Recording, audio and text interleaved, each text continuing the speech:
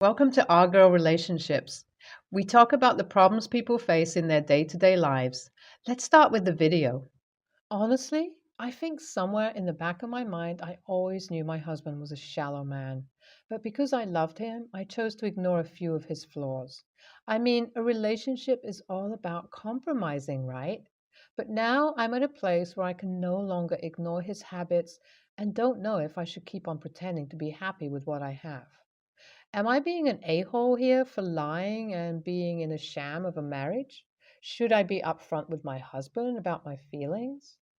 So, about a month ago, I found out that I was to be promoted as the head manager of the sales division at my company. That is honestly a really huge deal because it'll mean I wouldn't have to frequently head out in the field to carry operations and promote our product. I'll be finally able to get rid of overtime nights, and my bonus would not depend on the target I met in a particular business term. Now, usually, if you work really hard in sales and are able to bring in great deals, your salary for that month is guaranteed to be huge.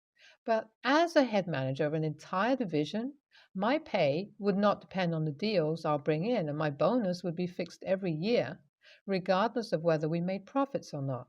So naturally, the post for me meant something I'd like to celebrate. That's why I decided to throw a promotion party and invite my friends and family. I spent a whole week planning everything for the party. I wanted this to be a surprise for my husband because me being promoted not only ensures me coming home early and getting to spend time with him, it also means we will be able to improve the quality of our life. We wouldn't have to worry about saving every single penny and cutting back on ordering chicken. We can just let loose and enjoy our lives. So I told everyone not to let my husband know about my promotion. But my husband is a very tenacious man and he knew I was hiding something. So he kept pestering me about it. I told him the party was nothing but a small get together because we rarely get time to socialize with our busy work life. Although after a while he gave up on asking me every few hours about it, he still kept trying to get information out of my family by casually calling them. But to my relief, no one rained on my parade. The day of the party, when everyone was gathered, I decided to throw a toast. I gathered everyone's attention and made the speech I had so carefully prepared. I finally announced my promotion to the room full of people I loved, and among them was my husband. His reaction was so funny to my reveal that I went ahead and gave him a hug. Although he unconsciously hugged me back, I could feel him being stiff and uncomfortable. I asked him what's wrong, and he forced out a smile, congratulating me. He said nothing is wrong, and he's just surprised that I didn't discuss this with him before taking up the promotion. I laughed at his comment and told him why would I need to discuss a great opportunity? It was an obvious choice for the both of us. He scowled a little and said, "We will talk about this after I've attended to my guests." Then he pulled me away from him and started clapping like a supportive husband in front of the guests who were waiting for me to open the champagne. My mood was a little spoiled, but I went on to play the part of the hostess. That night, after everyone had left, I asked my husband what was wrong with him. He told me he was just a little uncomfortable with me taking up a high paying position when we were comfortable in our previous lives. He said there was no need for me to be the person who brought in a larger piece of bacon into our home. That's when I knew what his fit was about. This man that I loved was having problems coming to terms with the fact that his woman is earning more than him. I laughed out a little at his pettiness. My mood was completely spoiled at that point, and all I did was tell him to wait in the living room as I grabbed something. I went to our bedroom and took out a few brochures. I went downstairs and handed the brochures to my husband and told him it was the gift I was going to give him. They were about a few properties I picked out that had their own driveway and a lawn. I told him I wanted to surprise him with it as we'd finally be able to move out of our two-bedroom apartment and live in a decent house. But I guess his man ego wouldn't be able to handle such luxuries. I told him that I have been nothing but a supportive wife to him. I ignored his excessive drinking with his work colleagues and his habit of screaming at labor workers without any reason. I put up with all his shortcomings because I thought his love for me was enough, and he was a man who knew how to handle a strong woman. But apparently, I was wrong. And that was it for me. If he can't control his petty feelings and is willing to spoil such an important moment of my life, I can't turn a blind eye anymore. I told him whether he wanted it or not, I was going to move into one of the houses on those brochures. If he is willing to grow a pair and change a little, I'd welcome him in my life, but if he continues to be this shallow, I am going to cut him out of my life. I told him this gift was supposed to be a happy thing, but now it's an ultimatum. He could either take it and change his narrow minded ways of thinking, or he could leave it all and get a divorce. This all happened 2 days ago, and my husband still hasn't given me his answer. I was feeling a little guilty about just throwing the choice in his face and not talking it out or trying to work things out. But now that almost 48 hours have gone by without him showing even a trace of regret over his actions, I think I did the right thing. But still, I wanted an outside opinion. Am I the a-hole here for not considering his feelings or thinking about his ego? Oh God, it's been 10 days since the party I threw, and my husband still hadn't given me his answers. With each passing day, I keep getting more and more frustrated, and I think I'm about ready to blow up. I've been trying very hard not to hold up to his face and demand an answer from him, but he keeps going about his daily routine like nothing happened. Sure, we don't talk as much, and there's an awkward air between us, but I don't think I should be the one to approach him first. He obviously knows the ball is in his court and still isn't doing anything about it. I'm starting to think I should just give up and leave. Finally, I got an answer from my husband. After a whole 3 weeks of not talking and walking on eggshells around each other, he asked me to sit with him in the living room as he needed to talk. From his expression, he looked a little sad, so I did hope he was going to apologize for how he behaved after hearing about my promotion, but oh, how wrong I was. That piece of shit didn't even bother to say he felt sad, let alone sorry about what happened. When he opened his mouth, utter nonsense came out. He told me that he thought about what I said to him about choosing his pride or his marriage and that he thinks I was wrong in my point of view. He told me that he sure does love me, but love is not enough in a relationship, and he doesn't think that he can be with someone who isn't equal with him. What a load of BS. But that was not enough because he continued to tell me that I should give up the promotion because we were doing fine as we were and he likes our lives the way we lived so far. He said if I really want to move higher, I should wait a year or two because he'll be getting a hike very soon and then we both can celebrate equally. That's when all my bottled up emotions came tumbling out as anger. I told him that he's really a small person for saying he prefers a working wife as long as the wife isn't surpassing him. He was basically telling me to wait for him to do better so I could do better. This absolute shell of a man could not have gone any lower. I told him that I don't want to waste any more time on him. Every second I spent with him is a waste of my energy, and I'd use it to soar higher. I told him there's no point in trying to talk it out because it's clear our marriage would not work out. After that, I left the room and threw some of my essentials into a bag and walked out of the house. I told him I'd crash at a hotel or a friend's place for a while and will get my other stuff when he's not in the house. Now, I've been staying with one of my friends from college at least until I find a rental place. I'm keeping the thought of buying my own place on hold because now I have to deal with the divorce first. It's been almost 2 years since my last update here. I've been doing well now. My divorce was as messy as they come because I was determined to leave this man with as much damage as possible. At the end, it was a 60-40 split, and I ended up getting the most assets as I wasn't entitled to alimony from my husband. Either way, he was burned badly. His pride was hurt, and in the last few visits to the court, I could actually see how this has affected his health. He was looking shabby, to put it nicely.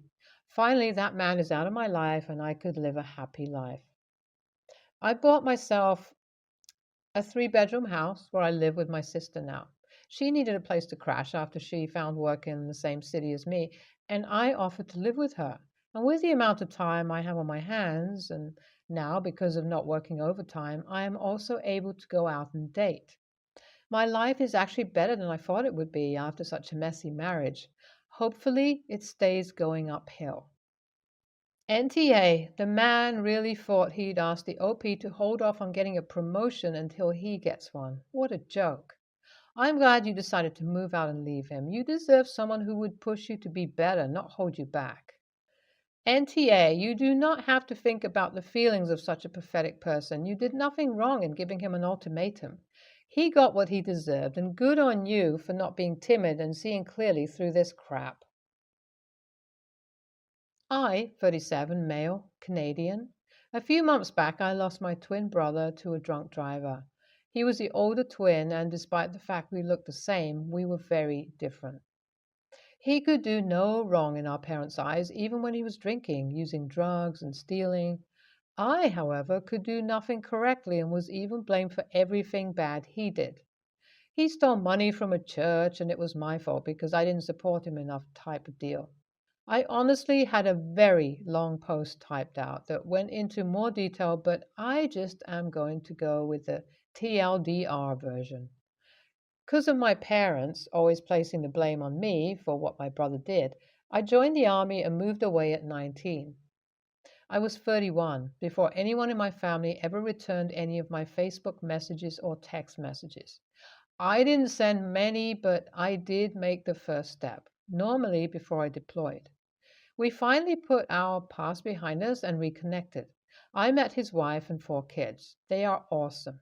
We talked about getting our parents to move in with me, as at the time I was single and had the room for them and could easily support them financially. My dad lost his job, his health was declining, and our old family house was falling apart. They didn't want to move and came up with BS reasons not to do it all the time. I am now married with 2 kids and have a nice house in Manitoba with a fair amount of land. With my brother's passing, his wife has no family to look to for support. My parents only have me left. I have offered to cover the expenses and move them all out to Manitoba. My parents can stay in my camper. It's a very nice camper, 44 feet, better than most apartments. My sister-in-law and the kids can stay in our basement that is fully furnished and has the space till they can get their own place. She's a nurse, like my wife, and my wife can get her some work. They want me to sell everything and move out to them. They live in Ottawa area. My sister-in-law has limited space with just them in their house, and my old family home doesn't even currently have a working furnace and looks like a crack house. They want me to use the money from selling my house to fix up the old family house, and everyone will move into that. I told my parents and sister-in-law I will not be selling my house and everything else to move to the Ottawa area. The cost of living is close to 4 times higher there than where I am. I have the means to support everyone where I am till everyone is settled into the new area. I do not have the same means to do so there. It's been a week now and no one has returned any means of communication with me.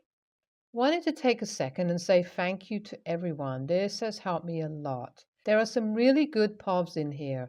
I hadn't considered at the time of writing this. I do want to help them because they are family, but I'm not willing to risk hurting my family for people I'd honestly consider extended family.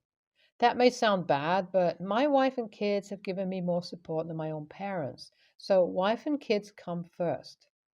Wow, that's some choosing beggars stuff here.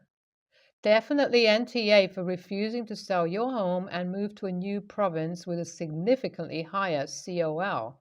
YTA to yourself, though, for continue to allow your toxic family to take advantage of you like this. I totally get it, though, family and all, and the desire for them to care about you the way you should be. But don't set yourself on fire to keep other people warm. NTA, they treated you badly, but now they need help. They expect you to abandon your life and do what they want. You made a generous offer and they turned it down. Forget about them. If on the off chance you do still want to help, the very least I do is say you will pay for your parents' house to be modernized on condition they sign the deed over to you, not say they'll leave it to you in their will or something. You get ownership before handing over the money. Otherwise, they will take all your money and then leave the house to sister in law because she needs it more. I, 21-year-old female, adopted a Rottweiler about a year ago. The topic about Rottweilers can be very controversial for some, I know that.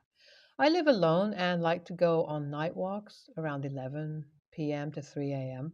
I picked out a dog that I knew people would be intimidated by and would deter someone if they wanted to harm me on my walks or break into my home.